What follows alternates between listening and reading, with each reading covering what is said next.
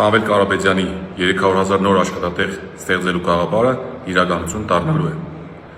Մարզերի համար, հատկապես Շիրակի մարզի ու Գյումրիի, դա բառացիորեն լինելու է փրկության ծրագիր։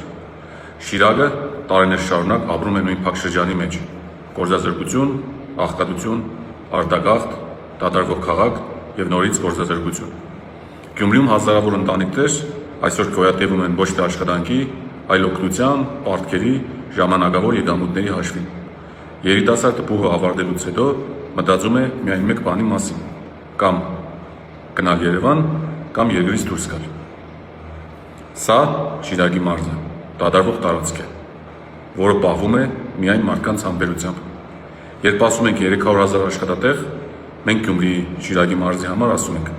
վերադարձնելու ենք արժանապատիվ աշխատանք, վերադարձնելու ենք հույսը,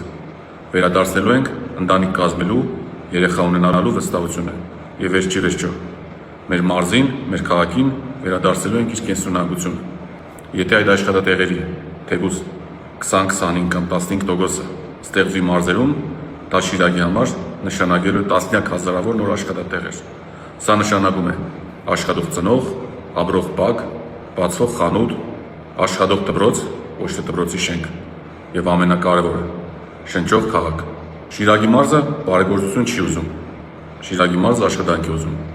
Ոչ մի մարզ այնքան չի զգում իր աշխատանքի պակասի ցավը, որքան մեր մարզն է։ Ու հենց այստեղ է 300,000 աշխատատեղերի ծրագիրը դառնում ոչ թե քաղաքական խոստում,